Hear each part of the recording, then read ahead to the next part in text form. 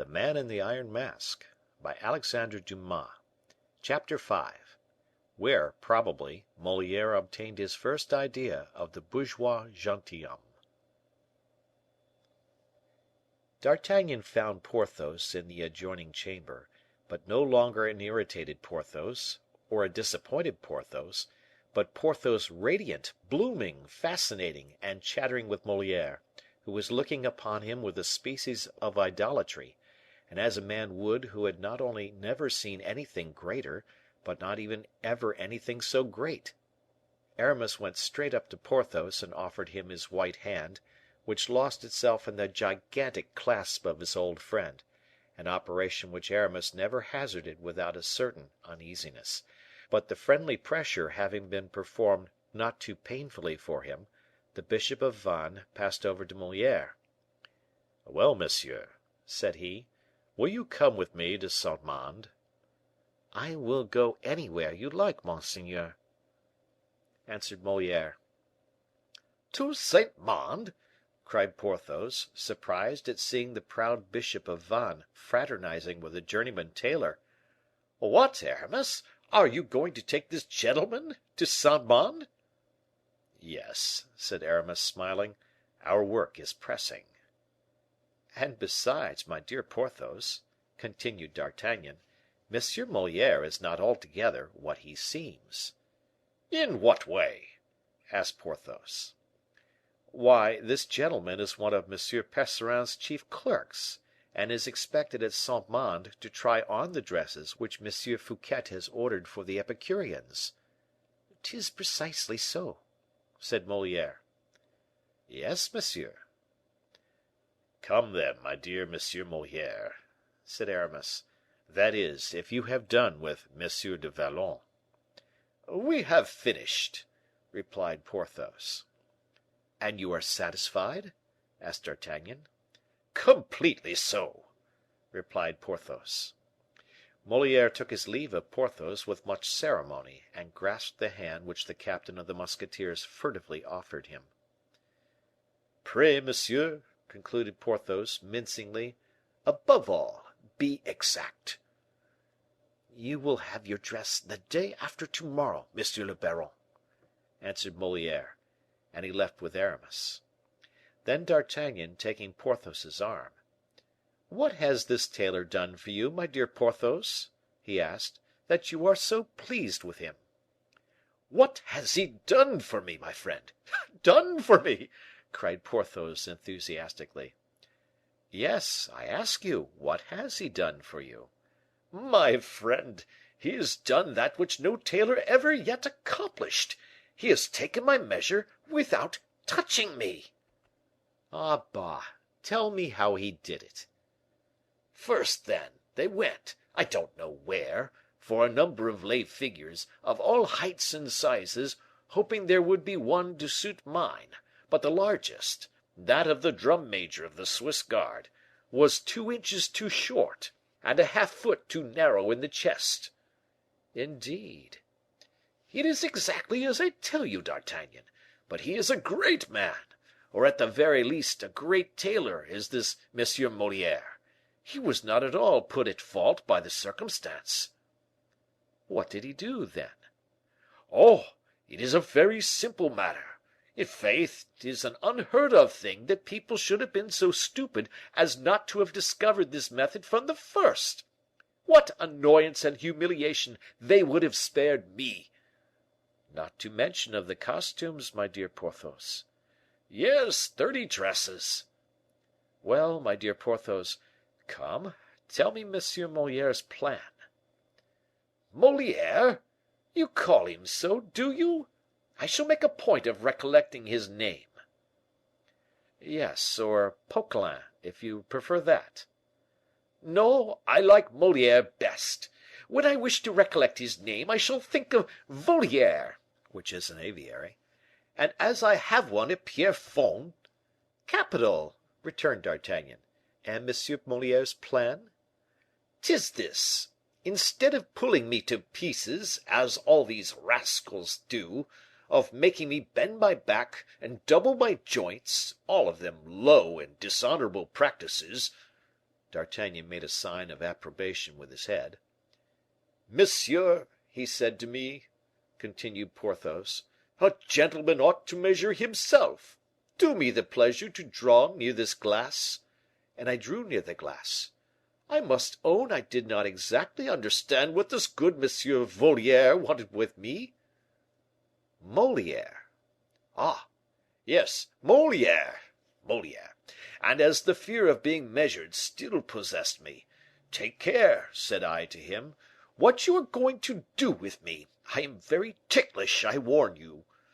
But he, with his soft voice, for he is a courteous fellow, we must admit, my friend, he, with his soft voice, "Monsieur," said he, "that your dress may fit you well, it must be made according to your figure. Your figure is exactly reflected in this mirror. We shall take the measure of this reflection." In fact, said D'Artagnan, you saw yourself in the glass, but where did they find one in which you could see your whole figure? "My good friend, it is the very glass in which the king is used to look to see himself." Yes, but the king is a foot and a half shorter than you are. "Ah! Well, I know not how that may be. It is, no doubt, a cunning way of flattering the king, but the looking glass was too large for me.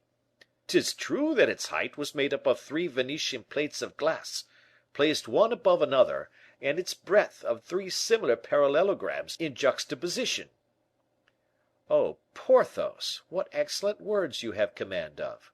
Where in the world did you acquire such a voluminous vocabulary? "At Belle Isle.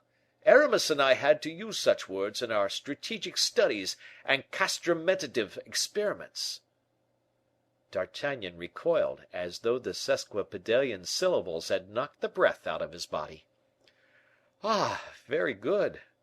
Let us return to the looking glass, my friend." "Then this good Monsieur Voliere—" "Moliere." "Yes, Moliere, you are right.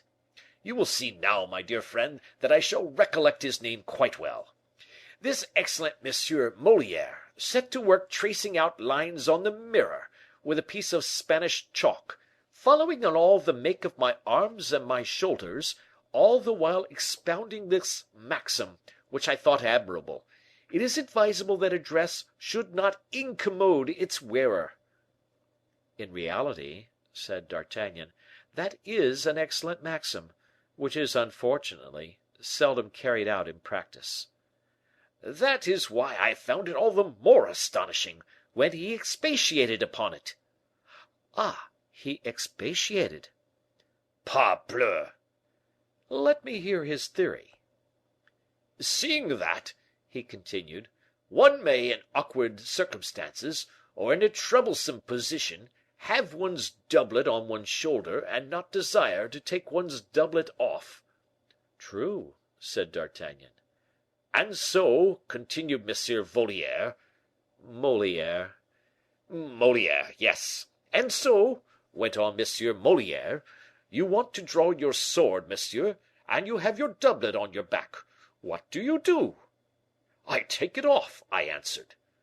'Well, no,' he replied. 'How no?' 'I say that the dress should be so well made that it will in no way encumber you, even in drawing your sword.' Ah! ah! 'Throw yourself on guard,' pursued he. I did it with such wondrous firmness that 2 panes of glass burst out of the window. ''Tis nothing, nothing,' said he. 'Keep your position.'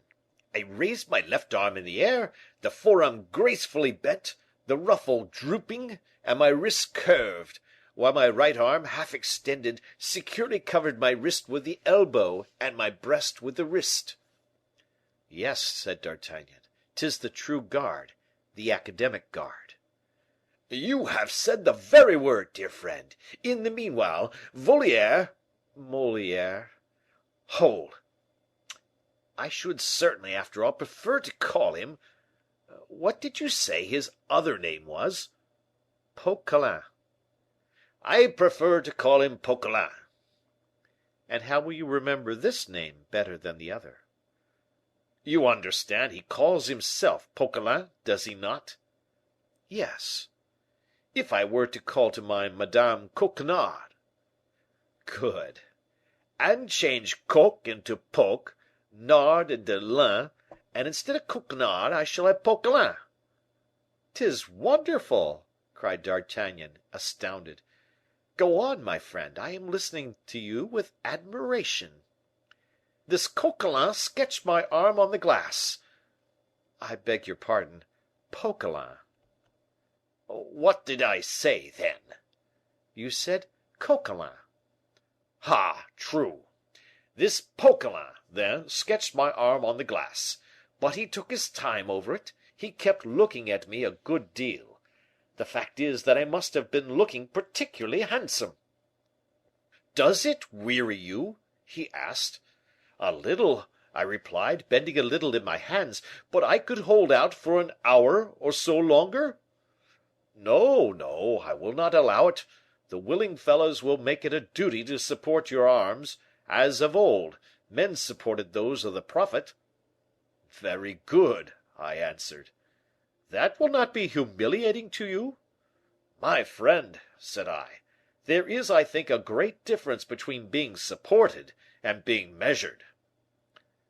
"The distinction is full of the soundest sense," interrupted D'Artagnan. "Then," continued Porthos, "he made a sign, two lads approached, one supported my left arm, while the other, with infinite address, supported my right. 'Another, my man,' cried he. A third approached. 'Support monsieur by the waist,' said he. The garcon complied." "So that you were at rest?" asked D'Artagnan. "Perfectly; and Coquenard drew me on the glass." "Poquelin, my friend." "Poquelin, you are right. Stay, decidedly I prefer calling him Voliere." "Yes; and then it was over, wasn't it?" "During that time Voliere drew me as I appeared in the mirror." "'Twas delicate in him." "I much like the plan; it is respectful, and keeps every one in his place." "And there it ended?" "Without a soul having touched me, my friend." "Except the three garcons who supported you?" "Doubtless; but I have, I think, already explained to you the difference there is between supporting and measuring." "'Tis true," answered D'Artagnan, who said afterwards to himself, "In faith, I greatly deceived myself, or I have been the means of a good windfall to that rascal Moliere, and we shall assuredly see the scene hit off to the life, in some comedy or other." Porthos smiled. "What are you laughing at?" asked D'Artagnan. "Must I confess? Well, I was laughing over my good fortune." "Oh, that is true. I don't know a happier man than you. But what is this last piece of luck that has befallen you?" "Well, my dear fellow, congratulate me." "I desire nothing better." "It seems that I am the first who has had his measure taken in that manner." "Are you so sure of it?" "Nearly so. Certain signs of intelligence which passed between Voliere and the other garcons show me the fact." "Well, my friend, that does not surprise me from Moliere," said D'Artagnan. "Voliere, my friend." "Oh, no, no, indeed.